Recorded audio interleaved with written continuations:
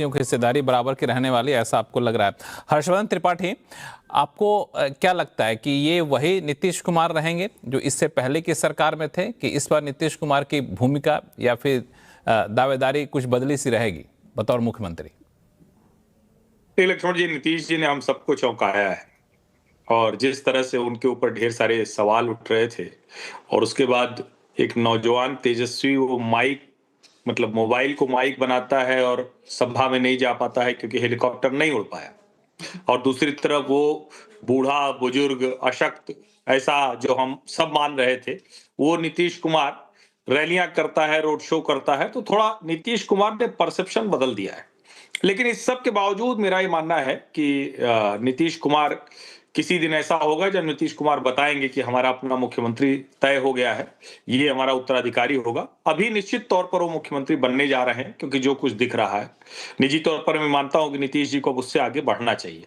लेकिन जब आप कहते हैं कि कैरेक्टर कैसा होगा, उसके लिए चलिए दीनदयाल उपाध्याय मार्ग पर जो भाजपा का नया मुख्यालय बना है, और प्रधानमंत्री की सारी बातों में एक शब्द निकाल लीजिए, बिहार में अब निवेश आने वाला है। अब जो कुछ करना था, 10 लाख करोड़ रुपए, ये छोटी रकम नहीं होती है जो भारत सरकार के बजट से बिहार के लिए गई। जब बिहार का बजट पेश हुआ था तो मुझे ध्यान में है, कौन सा विपक्षी नेता नहीं था जिसने कहा कि अरे ये तो देश का बजट है ही नहीं, बिहार का बजट है, 12 लाख रुपया टैक्स है, और बिहार का बजट तो दिल्ली और बिहार के चुनाव के लिहाज से है। और उस राज्य की सूरत बदल दी नरेंद्र मोदी ने, जो पूरा ड्राइव चलाया है, कमाल की सड़कें, कमाल के हाईवे, कमाल के पुल, कमाल के हवाई अड्डे, कमाल के रेलवे स्टेशन, सब बदल दिया। फिर भी कुछ विघ्न संतोषी हैं जो जिनको नहीं दिखता, वो जिनको साफ साफ सब कुछ है फिर भी नहीं दिखता। तो वैसे लोग तेजस्वी जैसे लोगों को या राहुल जी को समझाते रहे कि कोई विकास हुआ नहीं है, तो मुद्दा है, तो वो लोग ऐसे ही करते रहे। मुझे लगता है ये वाली जो गवर्नमेंट है, ये जैसे कहते हैं ना कि वंदे भारत हो गई, ये पुरानी वाली सारी ट्रेनें बदल गई, तो ये वंदे भारत ट्रेन जैसी चलेगी। अभी बुलेट ट्रेन कब होगी नहीं पता, कि बुलेट ट्रेन तो बनी नहीं है, लेकिन वंदे भारत जैसी चलेगी। इंडस्ट्रियलाइजेशन पे फोकस होगा, बहुत साफ साफ आपको इकोनॉमिक एक्टिविटी देखेंगे, क्योंकि फाउंडेशन क्लियर हो गई है। और मुझे लगता है कि वो मिनिस्ट्री भारतीय जनता पार्टी अपने पास रखेगी, उसके पास ही होगी, ऐसा मुझे लगता है। सतीश के सिंह सर। हाँ, देखिए, ये तो बात है कि ये बिहार का समय आ गया है। मैं भी कहना ही चाहता था, पहले कहता भी रहा कि एक नए मिजाज की सरकार बिहार को चाहिए। नीतीश जी ने काम किया, बिजली, सड़क, पानी, महिलाओं के लिए काम तो किया, एक काम नहीं किया जिससे बेरोजगारी की इमरजेंसी आ गई। ये तो बात पक्की है भाई। मोदी जी ने बहुत काम किया होगा, हो सकता है, लेकिन अंततः जो है ये चुनाव तो मैं आप सोचिए ना, चुनाव के वोटिंग के 10-10 घंटा, 20-20 घंटा पहले आपके खाते में गरीबों के 5,000, 2,000 जो भी पैसा है, वृद्धा पेंशन अगर आता है, तो ये एक बात को दर्शाता है कि हालत कितनी ख़राब है। और पैसा किसी गरीब को आ जाए तो मैं तो कहता था कि भाई अगर 10,000 बिहार में आता है तो दिल्ली में 50 लाख के बराबर है। तो खैर वो बात रही। सरकार कैसी होगी? सरकार नए मिजाज की होगी, इंडस्ट्रियलाइजेशन करेगी। श्री कृष्ण बाबू जब थे तो वो अपने कार्यकाल में 52 प्रोजेक्ट बिहार लेके आए थे। उसके बाद ऐसे लगता है बिहार विलुप्त होता गया, जो भी हो गया, और यही हालत है कि बेरोजगारी और पलायन हो गया। अच्छा, दूसरी बात, जहाँ तक नीतीश जी की बात है, हाँ, लग तो रहा है कि नीतीश जी को ही बनाया जाएगा, क्योंकि आज उन्होंने जब इस्तीफा नहीं दिया आज, तो थोड़ा सा प्रश्न उठा, लेकिन फिर भी मैं उसको ज़्यादा नहीं तूल देना चाहता। बनाना ही पड़ेगा, कोई उपाय नहीं है, बनाना पड़ेगा। लेकिन टाइगर जो है, उनके पार्टी दफ्तर में एक प्रचार लगा, क्या बोलते हो उसको, इश्तेहार लगा, टाइगर अभी जिंदा है। मैं भी मानता हूं कि टाइगर जिंदा तो है, उन्होंने खुद दिखा दिया कि टाइगर जिंदा है, लेकिन टाइगर कैद में है लक्ष्मण जी, ये फर्क पड़ गया है। अब पलटू राम को कैद में कैसे है? बहुत, देखिए ना, बता तो रहा हूँ, पलटू राम की एक खासियत थी, उनको सब ले लेते थे, नीतीश जी सब के हैं, लेकिन अब कोई लेने वाला नहीं है, कोई देने वाला कुछ नहीं है। वो जो मुख्य विपक्षी पार्टी दिख रही है वो 25 पे है, तो कैसे होगा 85 और 25? तो दिक्कत है ना। इसलिए मैं कह रहा हूँ कि टाइगर जिंदा ज़रूर है, लेकिन टाइगर कैद में है। और मैं नहीं समझता हूं कि नीतीश जी 5 साल मुख्यमंत्री रहेंगे। ये बीच में ही कोई नाटकीय घटना होगी।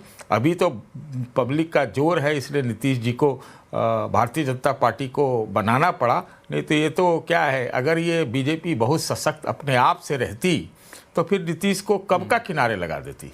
नीतीश की जरूरत पड़ी। अब भाई दुल्हन का जो घूंघट है आधा ही तो उठाए थे, वो भी जबरदस्ती करके। नहीं तो कहे थे कि लेजिस्लेचर पार्टी में फैसला होगा। जब दबाव बढ़ा तो इन्होंने कहा कि जी वैकेंसी नहीं है। तो यही मैं मानता हूं कि वैकेंसी नहीं है, लेकिन हम उम्मीद करते हैं एक बिहारी होने के नाते कि जिस विकास से अछूता रहा है बिहार, जो अविकसित बिहार है, उसमें आपको 10-10 हज़ार 12 हज़ार ये सब देना पड़ रहा है मॉडल कोड ऑफ कंडक्ट के बीच में। तो ये बताता है कि आपको कुछ करना पड़ेगा ताकि रोजगार पैदा हो।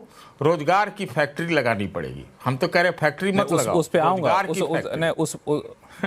उस पे मैं आऊंगा। लेकिन एक जो बात आपने कही ना, वो बड़ी बात आपने कही, बड़ी सारगर्भित है। हालांकि जो शब्द का इस्तेमाल किया, वो शब्द थोड़ा सा ये लगता है हर्षवर्धन त्रिपाठी जी कि टाइगर अभी जिंदा है लेकिन टाइगर कैद में है। नहीं, देखिए, ये एक देखने का तरीका, नजरिया है। सतीश जी वरिष्ठ हैं हमारे, तो उनका अपना ज्यादा देखें, बिहार के हैं तो इसलिए ज्यादा जानते होंगे। लेकिन नीतीश कुमार को कोई कैद में रख सकता है ऐसा राजनीतिक इतिहास नहीं कहता है। हम प्रेसिडेंस देखते हैं, कोई रख नहीं सकता है। और ये हम पत्रकार तो कुछ भी बोले, हम बोल सकते हैं, ये अधिकार है, फ्रीडम ऑफ एक्सप्रेशन है। लेकिन 43 सीट पर भारतीय जनता पार्टी ने मुख्यमंत्री बनाया था नीतीश को। बार बार ऐसे कहा जाता है जैसे सिर्फ मजबूरी ही है। तो ठीक है, नीतीश कुमार को जब लगता है तो दूसरी तरफ भी चले जाते हैं। अब ये भी सामने दिख रहा है कि 25 पे रह गए भैया तेजस्वी जी, 25 पे, जिसको मतलब बता रहे थे कि अकेले ही जाने क्या कर रहा हो। टीवी पे ढेर सारे पत्रकार ऐसा बता रहे थे जैसे तेजस्वी की आंधी चल रही है। तो ठीक है, पार्टी आएगी, अच्छा मत मिलेगा, वहां तक ठीक था। मुझे लगता है बिहार जहां पहुंचा है, ये नीतीश कुमार की अपनी साधना है, उनका त्याग है, उनका तप है। परिवारवाद, वंशवाद, भ्रष्टाचार में आकंठ डूबी बिहारी राजनीति को अगर नीतीश कुमार खींच कर लाए तो सामान्य काम नहीं। और मैंने 2020 के बाद भी कहा था कि नीतीश जी को अब सोचना चाहिए कि इससे आगे कहां, क्योंकि कोई भी व्यक्ति जब एक कुर्सी पर होता है, और मेरा यह मानना है कि उससे आगे का रास्ता नीतीश कुमार को ही दिखाना पड़ेगा। और मैं ये भी मानता हूं निजी तौर पर कि भारतीय जनता पार्टी और नीतीश कुमार के बीच में इसको लेकर कोई सहमति बन चुकी है, कोई जो हमें आपको अभी नहीं दिख रही होगी, लेकिन वो सहमति बन चुकी है। और मैं इसीलिए कह रहा हूं कि नीतीश कुमार मुख्यमंत्री पद की शपथ लेंगे, लेकिन हो सकता है किसी दिन आपको इस बार वो राजभवन उस तरह से न जाते दिखें जैसे पहले वो चले जाते थे। इस बार वो अपने उत्तराधिकारी को बताते दिखेंगे। अब वो कौन होगा उनका उत्तराधिकारी, और इसके बीच में कुछ घटनाक्रम भी होंगे। लेकिन जिस तरह का फोकस है, नीतीश जी को भी पता है कि अगर विकास की गाड़ी डिरेल हुई बिहार वाली, तो उनके सब पूरे कार्यकाल को लोग भूल जाएंगे। अगर एक बार जंगल राज लौटा, एक बार वो गड़बड़ लौटी, तो फिर समझिए जरा। और तेजस्वी के तो सलाहकार रमीज जैसे लोग हैं, पता नहीं कैसे पत्रकार लोग ध्यान ही नहीं दिए। हम तो बिहार वाले भी नहीं ध्यान दिए। लक्ष्मण जी, कैसे हो गया ये? वो सब छोटी छोटी बात तो खोज लाते हैं, ये सब नहीं बता पाए।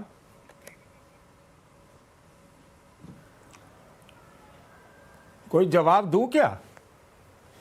हाँ, आप ही की तरफ आया हूँ, आप ही का माइक ऑन है। हाँ, मैं देखिए, मुझे तो मालूम भी नहीं था ये रमीज नाम का आदमी कौन है। संजय यादव का नाम सुनता था कि बड़ी चलने लगी है उसकी।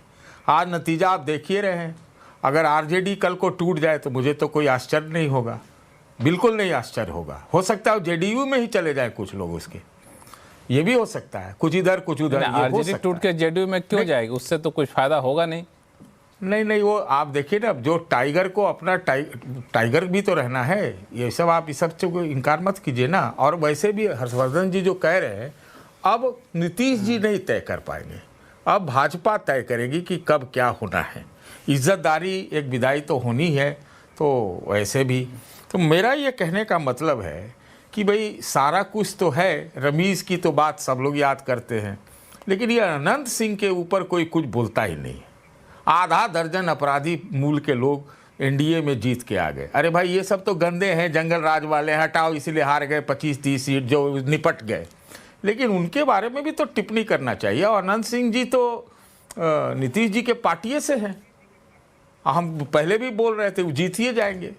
तो ये जो राजनीति में अवसरवादिता है ना, और डबल स्टैंडर्ड है, और वो डबल स्टैंडर्ड सब जगह घुस जाती है, ये नहीं होना चाहिए, ये नहीं होना चाहिए, ये नहीं होना चाहिए, ये मैं कहना चाहता हूँ।